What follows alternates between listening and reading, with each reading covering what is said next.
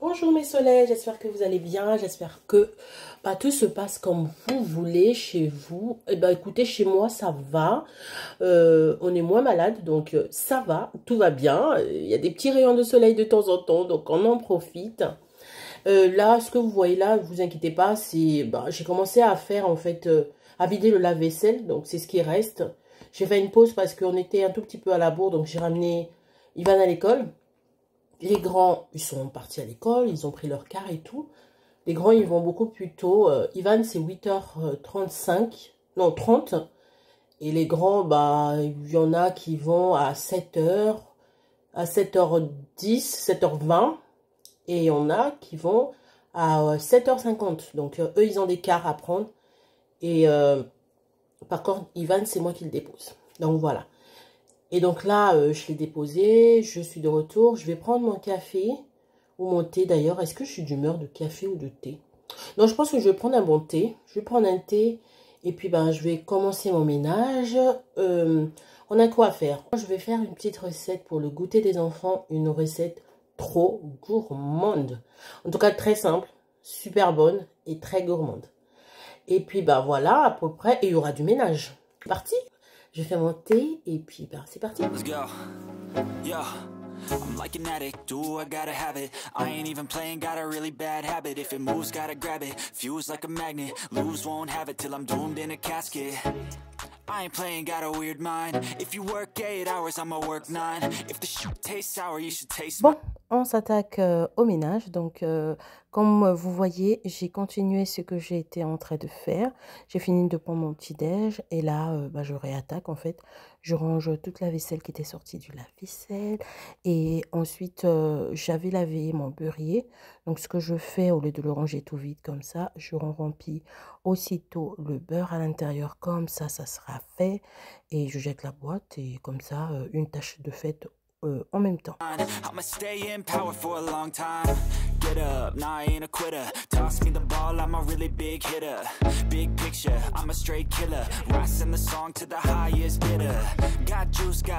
Je m'occupe du coin café. Là, j'ai enlevé la petite machine que j'avais achetée. Je vous avais présenté ça dans une de mes vidéos.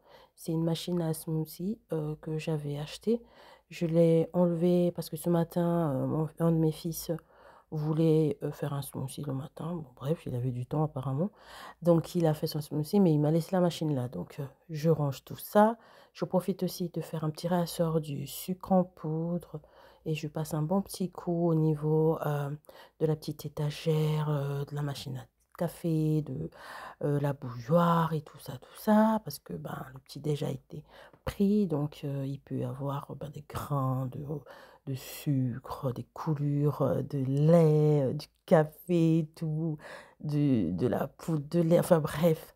Donc je nettoie tout ça et ensuite je passe un petit coup comme ça, très vite fait, au niveau de mes bocaux d'huile en fait.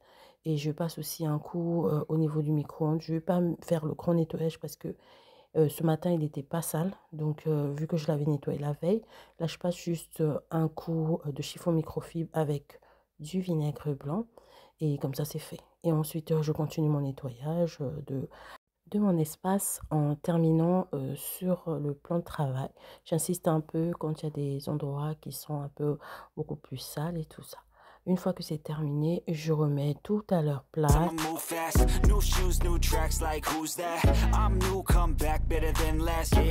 Et je passe un petit coup comme ça sur ma plaque de cuisson. Je descends un tout petit peu vers la façade parce que j'ai vu des petites coulures de lait. Donc, je vais passer un coup de chiffon également. Donc, je pense que c'est de ce matin. Et ensuite, je continue vu que j'étais dans cette position. En général, quand je fais la façade du four, j'aime bien faire celui du lave-vaisselle parce que je suis déjà dans cette position en fait. Et donc là, je nettoie tout ça. Je viens passer un coup aussi sur l'autre bouilloire là. Et je passe un coup, je vais me nettoyer en fait le deuxième plan de travail. Donc je nettoie ma petite poubelle, je nettoie en fait les petits bibelots vite fait comme ça.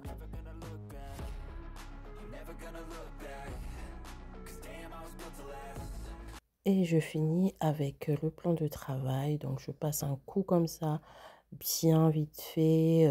J'essaie de passer aussi un coup sur la faïence et tout. Et puis comme ça, c'est fait. You move slow and I move fast, and that's facts. Only I can make a change. Slowly take a step today. I will never be the same, 'cause that's what it takes. Aujourd'hui, je vais bien laver la planche à découper parce que tout simplement, elle en avait besoin. Voilà. Et ensuite, je vais laver cette casserole parce que hier, j'ai pas pu la laver. Elle avait, en fait, il y avait du repas qui avait un peu collé dessus et j'ai préféré le laisser tremper toute la nuit et le laver ce matin. Donc, c'est ce que je vais faire.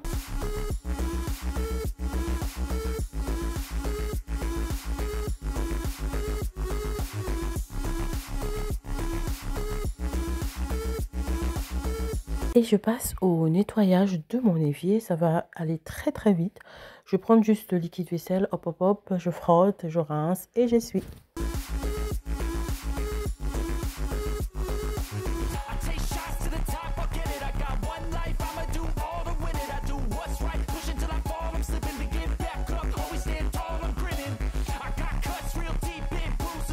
En ce qui concerne la planche à découper, je ne vais pas la laisser s'égoutter tranquillement parce que, comme vous savez, le bois est poreux. Donc, ce que je vais faire, je vais tout simplement l'essuyer au maximum. Comme ça sera fait. Et je profite également de faire un petit réassort, un peu de tout, les produits secs et tout ça. Donc, j'avais du riz, j'avais des pâtes, j'avais du café, mes dosettes à café et tout. Donc, je mets tout dans les bocaux. Et je me souviens qu'il fallait aussi que je fasse un peu l'entretien du lave-vaisselle. Aujourd'hui, j'avais déjà lavé la main, tout ça et tout. Et là, aujourd'hui, j'ai juste utilisé le produit de chez Action qui est tout aussi efficace. Et ensuite, je viens donc passer mon aspirateur très, très, très vite fait. Et je passerai également ma serpillière. En ce qui concerne le réassort, j'ai pas terminé parce qu'entre-temps, il y avait la factrice qui a sonné. Donc, je suis allée réceptionner un colis et du coup, je suis passée à autre chose en fait. Et je vais reprendre tout de suite. Pour vous, ça sera tout de suite. Donc, c'est parti.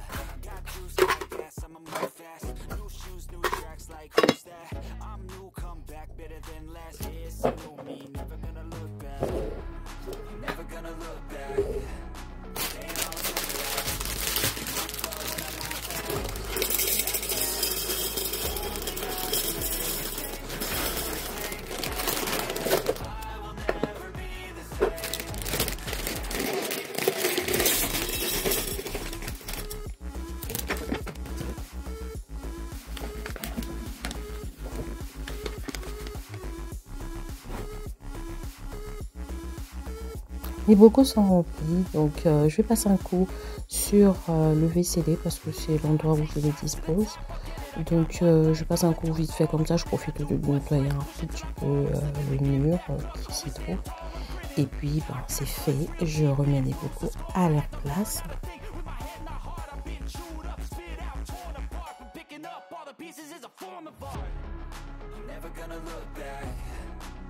Alors, pour le petit dessert d'aujourd'hui, on aura besoin de poires. Donc, je mets mes poires juste là. Du Nutella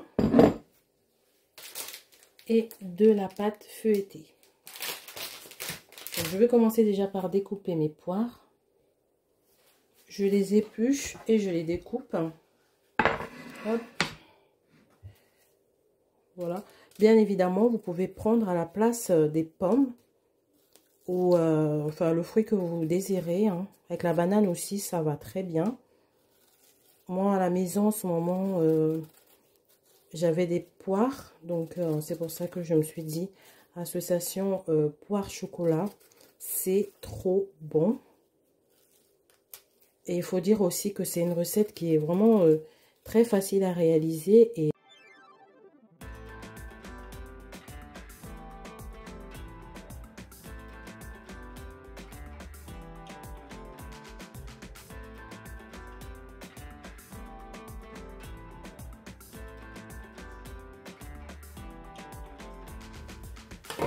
alors, j'ai terminé d'éplucher mes poires. Je vais jeter tout ça. Je vais les découper.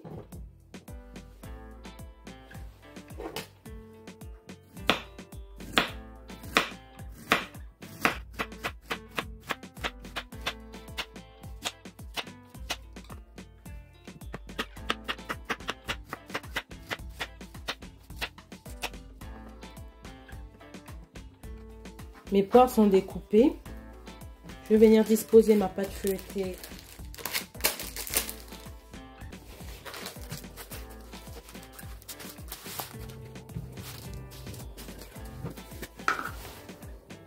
J'ai mis donc ma première pâte feuilletée là. Je vais mettre le Nutella.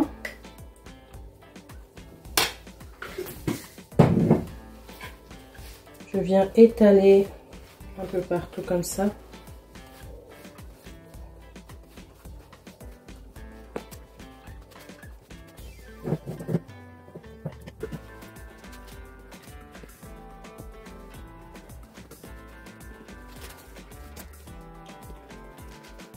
J'ai mis l'équivalent de 3 bonnes cuillères de Nutella.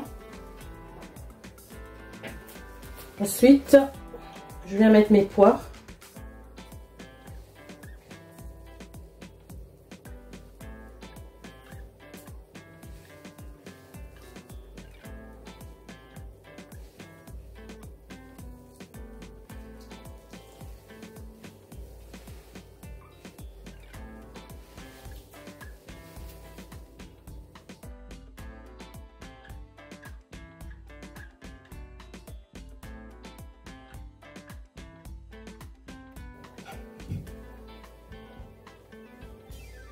J'en dispose un peu partout. Voilà. Ensuite, je viens dérouler la deuxième pâte feuilletée. Comme ça.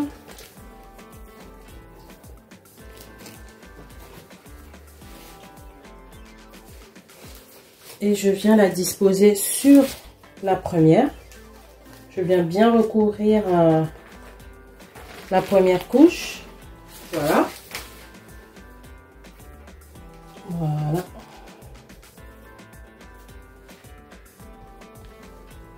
On recouvre bien tout ça. Et la prochaine étape, c'est la découpe. Donc, on vient découper. Là, je découpe comme ça. Tac.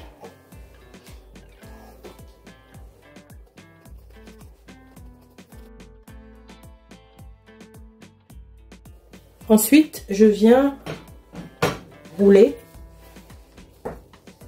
J'en ai roulé comme ça. Tac, tac et tac.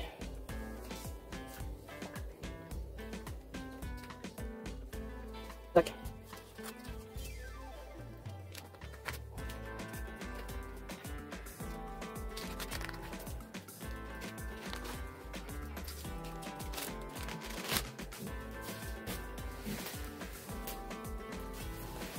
Je vais encore les découper en deux.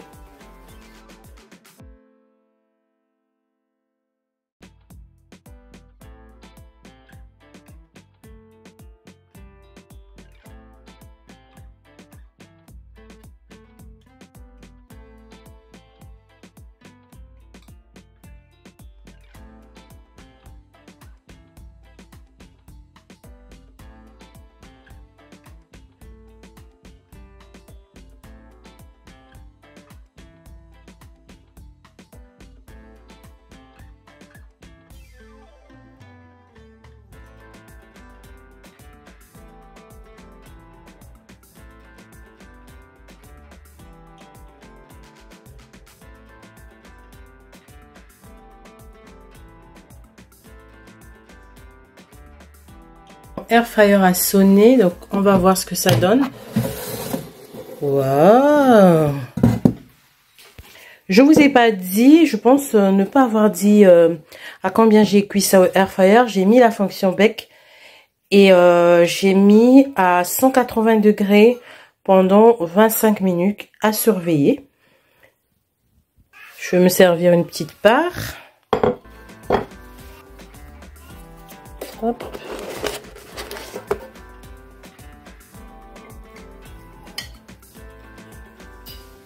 Un petit peu de sucre glace.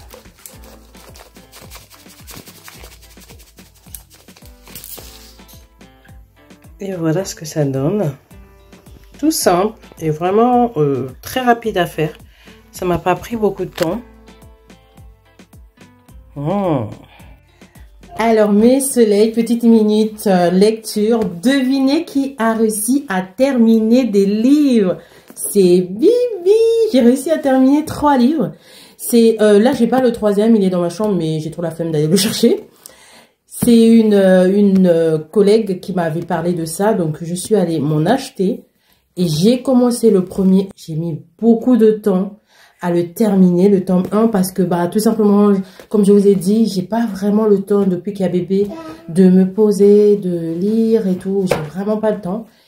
Et là, vraiment, je suis trop fière de moi. 3 tomes, vous imaginez? Pour moi, je suis trop contente. Je suis trop contente.